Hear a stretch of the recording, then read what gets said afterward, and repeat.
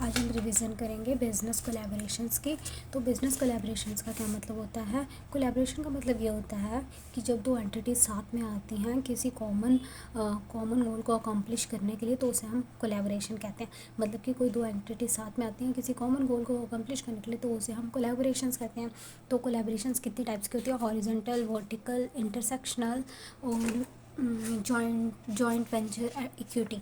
तो सबसे पहले हम पढ़ेंगे जो हॉरिजॉन्टल कोलैबोरेशन। हॉरिजॉन्टल कोलैबोरेशंस वो होता है जबकि सेम सेट के लोग एक साथ में आते हैं और काम करते हैं, तो उसे हम कहते हैं बिजनेस करते हैं, तो उसे हम कहते हैं हॉरिजॉन्टल कोलैबोरेशंस। मतलब कि इसमें क्या होता है कि जैसे दो कंपटीटर्स हैं आपस में, दोनों का अपना अपना बिजनेस है और वो दोनों साथ में अगर आते हैं और उसके बाद हम एक न्यू बिजनेस स्टार्ट करते हैं, तो उसे हम हॉरिजॉन्टल कोलैबोरेशंस कहते हैं। और वर्टिकल कोलैबोरेशंस वो होता है जिसमें क्या होता है कि सप्लायर या डिस्ट्रीब्यूटर साथ में आते हैं और उसके बाद एक नया बिजनेस करते हैं, तो उसे हम कहते हैं कि वर्टिकल कोलैबोरेशंस हो रहा है।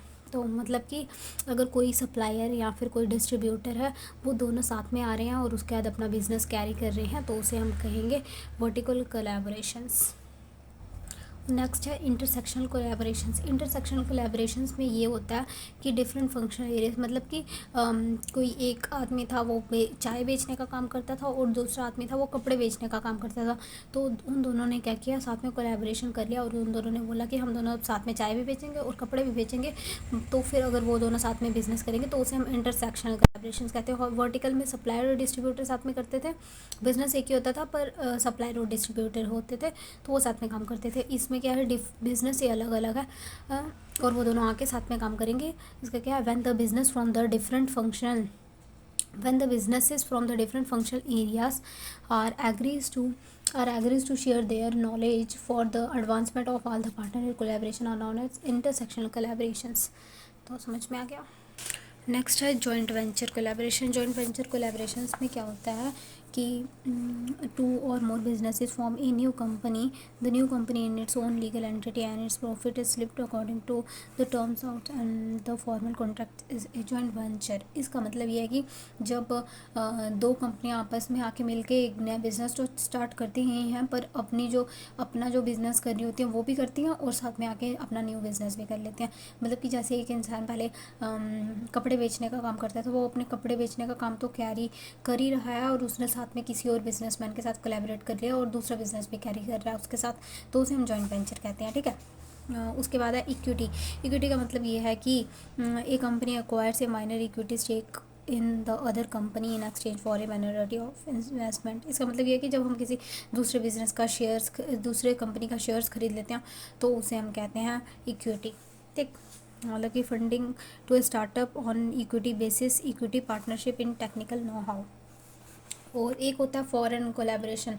तो इसमें क्या होता है, जब इंडिया का इंसान या फिर कोई एक इंडिया और फॉरेन का जब दोनों इंसान मिलके कोई बिजनेस करते हैं, तो उसे हम फॉरेन कोलैबोरेशंस कहते हैं।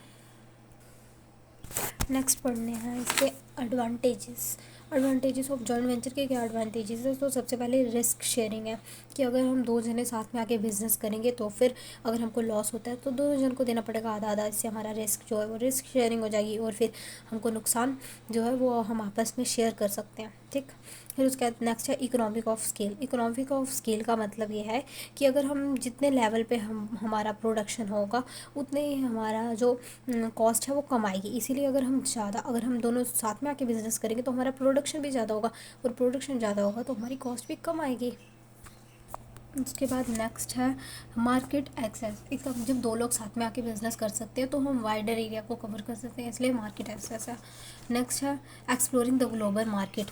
मतलब कि अगर हम दोनों साथ में आके बिजनेस करेंगे तो फिर हम ग्लोबल मार्केट को और भी अच्छे तरीके से एक्सप्लोर कर सकते हैं।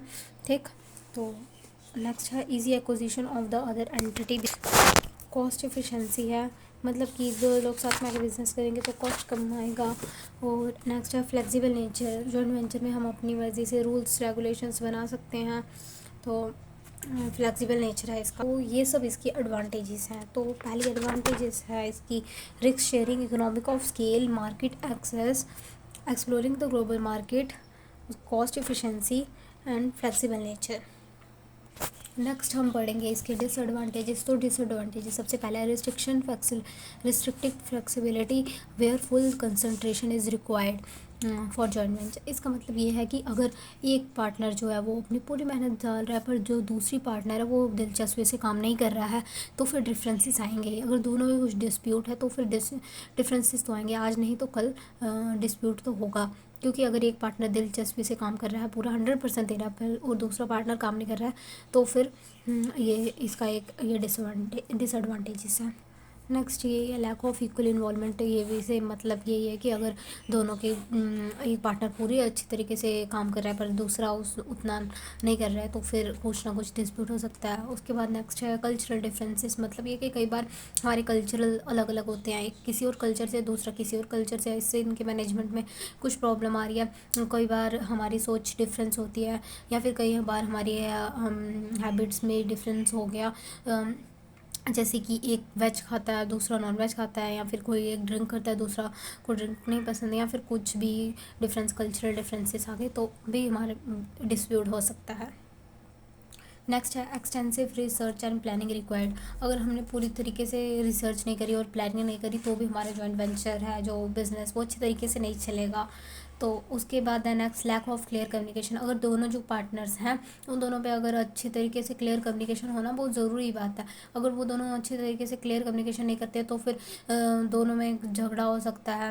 अगर दोनों के गोल्स डिफरेंस हैं या फिर उन दोनों ने बताया नहीं क्या गोल है और उन एक का गोल अलग लेके सोच रहा है और दूसरा कुछ अलग सोच रहा है तो भी उनका बिजनेस अच्छी तरीके से नहीं चलेगा। और नेक्स्ट है अनरिलायबल पार्टनर। मतलब कि एक ऐसा पार्टनर है जिसके ऊपर भरोसा ही नहीं करा जा सकता है। Because of the separate nature of joint venture is possible partner do not have to devote their attention in the project when become manager। मतलब कि एक पार्टनर जो है वो 100% अपना 100% डिवोट नहीं कर रहा है बिजनेस में, उसका अटेंशन ही नहीं है बिजनेस में कुछ काम वाम करने के लिए, इसलिए उस पर हम भरोसा नहीं कर पा रहे हैं। तो अनरिलायबल पार्टनर अगर होगा तो भी हमारा जॉइंट वेंचर नहीं चलेगा। Creation of competitor. Another potential disadvantages of the joint venture is the possibility of the creation of competitor as a potential competitor in the form of one own joint venture। इसका मतलब नहीं पता मुझे।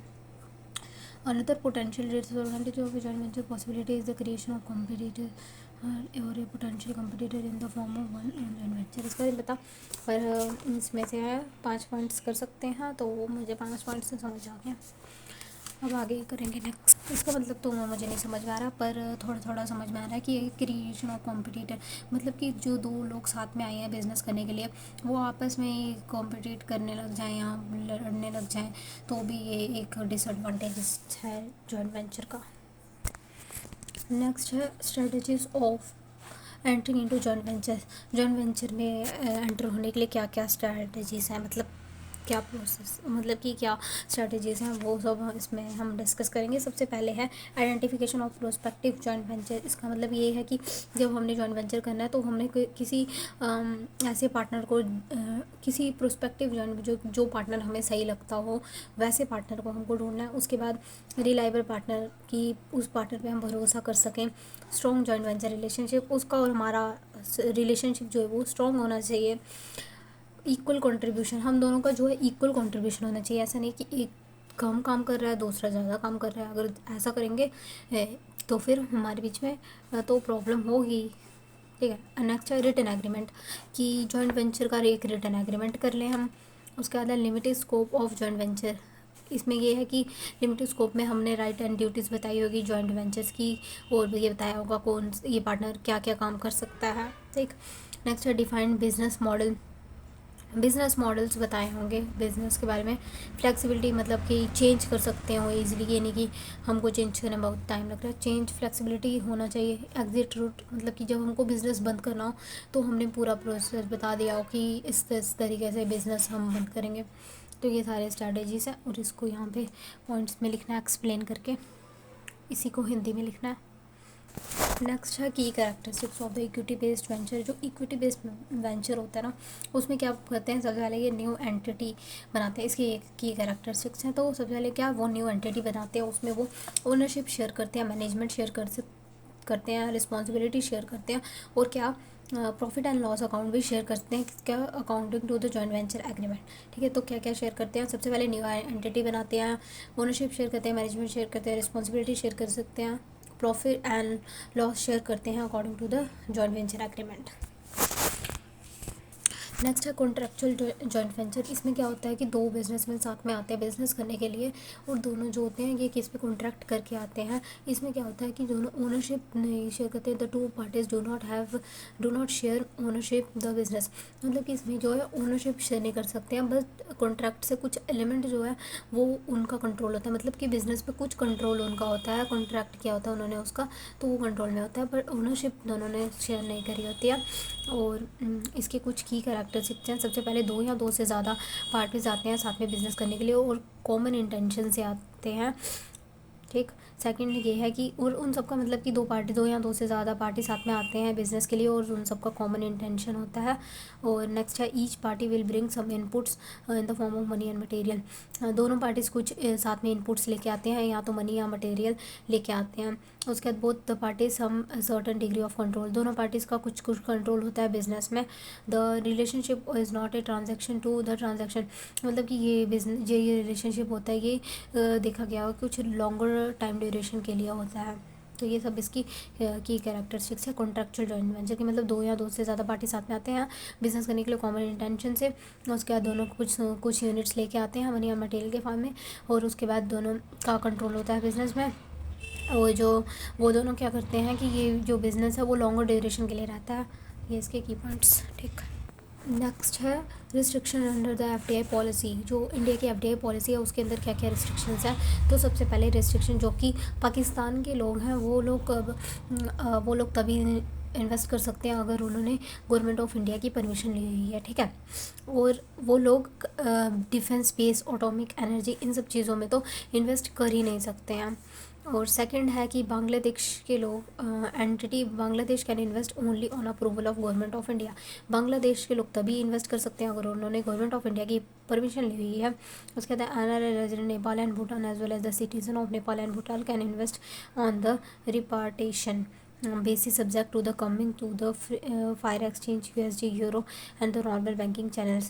जो Nepal and Bhutan के लोग हैं ये लोग रिपार्टेशन बेसिस में ही इन्वेस्ट कर सकते हैं coming in foreign exchange USD and euro and normal banking channels. इन सब के थ्रू वो नॉर्मल बैंकिंग चैनल के थ्रू वो इन्वेस्ट कर सकते हैं। उसके बाद a foreign institutional investor FII ये लोग जो है वो तभी इन्वेस्ट कर सकते हैं under the portfolio investment scheme. ये लोग पोर्टफोलियो इन्वेस्टमेंट स्कीम के अंदर ही इन्वेस्ट कर सकते हैं, इतना ही करना, ठीक है। और उसके बाद नेक्स्ट है कि नेक्स्ट क्या लिखा हुआ है, ये foreign venture capital investors. Foreign venture capital investment register in India में contribute up to 100% of the capital of an Indian company under the automatic route. ये जो फॉरेन वेंचर कैपिटल इन्वेस्टर्स है वो 100% इन्वेस्ट कर सकते हैं एटॉमिक रूट से, ठीक है। तो ये रिस्ट्रिक्शन सी एफडीआई पॉलिसी की। बाकी के चैप्टर की रिवीजन नेक्स्ट वीडियो में करेंगे।